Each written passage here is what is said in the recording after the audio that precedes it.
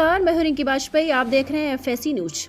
BJP आम चुनाव में 400 पार के सपने संजो रही है। हैरानी की बात यह है कि चुनाव नजदीक आते आते उसी एनडीए में खटपट के संकेत मिलने लगे हैं। कई सीटों पर पेच फंस रहा है तो कहीं सहयोगियों ने अलग राज्य की मांग कर डाली। इसके अलावा पहली लिस्ट आने के बाद से पार्टी के अंदर तो महाभारत छिड़ी हुई है। एक साथ इतनी चुनौतियों से जूझ रही बीजेपी अब समझ नहीं पा रही है कि पहले क्या संभाले। चलिए सबसे पहले बात करेंगे महाराष्ट्र में तीन पार्टियों से मिलकर चल रही डबल इंजन सरकार की। डबल इंजन सरकार राज्य कैसे चला रही है वो किसी से छिपी नहीं है, लेकिन लोकसभा चुनाव आते ही ये तीनों दल वाली गठबंधन सरकार बीजेपी की टेंशन जरूर बढ़ा रही है। इसमें सबसे ज्यादा टेंशन आपको बता दें शिंदे गुट की है, जिसकी बदौलत बीजेपी ने महाराष्ट्र की सत्ता हथियाई। अब वही शिंदे गुट बीजेपी के लिए सिर का दर्द बन गया है, क्योंकि शिंदे गुट ने मांग ली है 22 सीटें। मतलब अभी तक तो फंड और मंत्रालयों के बंटवारे को लेकर शिंदे गुट और बीजेपी में खींचतान मची रहती है, लेकिन इस बार तो आम चुनाव में सीट शेयरिंग पर पेच फंस रहा है। इससे संकेत मिले हैं शिवसेना शिंदे गुट के नेता और मंत्री शंभुराज देसाई के बयान से। उन्होंने साफ कहा कि शिवसेना 2019 में धनुष बाण चुनाव चिन्ह के 722 सीटों पर चुनाव लड़ी थी। उतनी ही सीटें इस चुनाव में भी हमें मिली हैं, ये हमारी मांग है। शिंदे गुट के मुताबिक पिछली बार यानी 2019 में शिवसेना ने 22 सीटों पर चुनाव लड़ा और 18 सीटें जीती, इसलिए इस बार भी हम 22 सीटों पर जोर दे रहे हैं।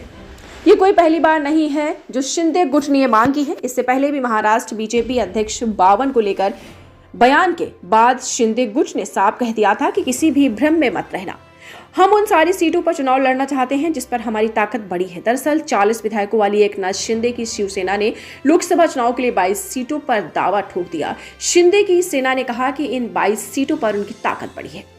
आपको याद होगा बीजेपी प्रदेश अध्यक्ष चंद्रशेखर बावनकुले ने कहा था कि जिन सीटों पर शिवसेना के उम्मीदवार उतरेंगे बीजेपी के चुनाव प्रमुख उनकी जीत के लिए काम करेंगे। यानी कहा जा सकता है कि बीजेपी शिंदे को बहुत ज्यादा सीटें देने के मूड में नहीं थी, वो खुद ज्यादा से ज्यादा सीटों पर चुनाव लड़ना चाहती है। यानी बीजेपी 25 से ज्यादा सीटों पर उम्मीदवार उतारना चाहती है। जाहिर है इसके लिए उसकी नजर शिवसेना शिंदे की कुछ सीटों पर है, लेकिन शिंदे गुट अपनी 22 सीटों पर अड़ा हुआ है। इसलिए जानकारों का दावा है कि महायुति के भीतर सीट बंटवारे की बातचीत के बीच भाजपा पर दबाव बढ़ता दिख रहा है। सिर्फ शिंदे गुट नहीं, अजीत पवार खेमा भी आगामी चुनाव के लिए ज्यादा सीटों का दावा कर रहा है। पीछे इतनी हलचल मची हुई कि केंद्रीय गृह मंत्री अमित शाह को खुद महाराष्ट्र का 2 दिवसीय यात्रा पर आना पड़ा।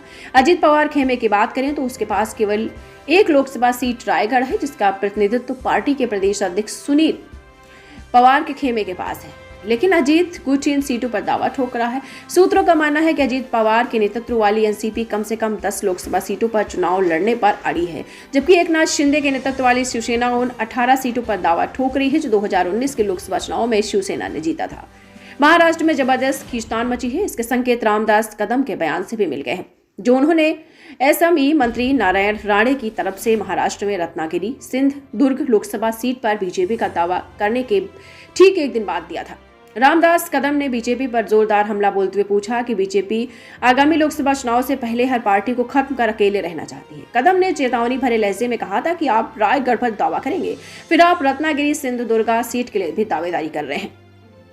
इसे बर्दाश्त नहीं किया जा सकता। लोकसभा सीटों के मामले में उत्तर प्रदेश के बाद महाराष्ट्र दूसरे सबसे बड़ा राज्य है। भाजपा ने पहले ये राज्य की कुल 48 सीटों में से मिशन 45+ की घोषणा कर दी। ऐसे में जिस तरीके से सहयोगियों की मांग बढ़ती जा रही है उसे देखकर बीजेपी के लिए आगे की राह बहुत आसान नहीं दिख रही है। 48 सीटों में से शिंदे गुट 22 मांग रहा है, अजीत गुट 10 मांग रहा है। इस लिहाज से बीजेपी के पास तो सिर्फ 15 सीटें बचेंगी, जिस पर बीजेपी कतई राजी नहीं हो सकती। इसलिए सभी की निगाहें इस समय महाराष्ट्र पट्टे की अब इस सबसे जूझ रही बीजेपी को एक टेंशन दे दी है। राजभर ने कहा कि वो जल्द उत्तर प्रदेश को अलग करके पूर्वांचल राज्य बनाएंगे और खुद पूर्वांचल राज्य के मुख्यमंत्री बनेंगे। के लिए लड़ रहे हैं और घबराओ नहीं। मैं अपने उन साथियों से कहना चाहता हूं, अब मुझे देने का टाइम आ रहा है। आपको थोड़ी सी और ताकत लगाओ, कल पूर्वांचल राज्य अलग करा के तेरी सरकार बना के मुझे देने जा रहा है। अभी आपको पता नहीं अंदर में क्या कर रहा हूं, वो आपको पता लगेगा काम पर। हम आपको शासन देखना चाहते हैं, हम आपके हाथ में पावर देना चाहते हैं। आप आवास के लिए, शौचालय के लिए, पेंशन के लिए, रास्ता के लिए नहीं। जब तेरा मुख्यमंत्री जिस जिले में जिस विधानसभा में जाएगा पूरे जिले का प्रशासन होगा और पूछा जाएगा कि बताओ इस गांव में आवास क्यों नहीं बना, सवाल वही होगा।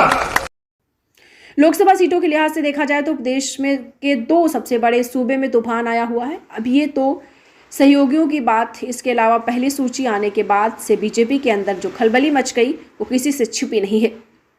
बीजेपी की ऐसी हालत देखकर अब तो विपक्ष भी मजे ले रहा है। अखिलेश यादव ने जबरदस्त ट्वीट किया, बीजेपी की हालत देखिए, जिन लोगों को टिकट मिल गया वो चुनाव नहीं लड़ना चाहता और जिन्हें नहीं मिला उन्हें या तो संन्यास ले लिया या पार्टी से दूरी बना ली, और जिनके टिकट कट गए वो अब खुलकर अपनी नाराजगी जाहिर करने लगे हैं, जिनमें से एक नाम है राहुल कसवा का। इन्होंने सोशल मीडिया पर अपना दुख जाहिर करते हुए लिखा, क्या कि मेरा गुनाह क्या था? क्या मैं ईमानदार नहीं था? क्या मैं मेहनती नहीं था? क्या मैं निष्ठावान नहीं था? क्या मैं दागदार था? क्या मैंने चूरू लोकसभा में काम करवाने में कोई कमी छोड़ी? प्रधानमंत्री की सभी योजनाओं के क्रियान्वयन में मैं सबसे आगे था, और क्या चाहिए था? जब भी इस प्रश्न को मैंने पूछा सभी निरुत्तर और निशब्द रहे, कोई इसका उत्तर नहीं दे पा रहा। शायद मेरे अपने ही मुझे कुछ बता पाए। इसके अलावा जोधपुर से 2 बार सांसद रह चुके जसवंत बिश्नोई ने सोशल मीडिया पर लिखा, कौन सुनेगा, किसको सुनाए, चुप रहते हैं, हमसे अपने रूठ न जाए इसलिए चुप रहते हैं। एक पोस्ट में उन्होंने लिखा, मैंने फैसला लिया, अब मैं एक पोस्ट चुनाव की घोषणा के बाद लिखूंगा, उसके बाद भविष्य में किसी तरह का पोस्ट नहीं लिखूं। तो जिस तरीके से बीजेपी हर तरीके से गिर गई उसे देखकर जानकारों का कहना है कि लोकसभा चुनाव की शुरुआत ही बीजेपी के लिए चुनौती भरी रही है। तो चुनाव में बीजेपी का क्या हाल होगा? पहले सूची नहीं, इतना डैमेज कर दिया तो बीजेपी की फजीहत करवा दी।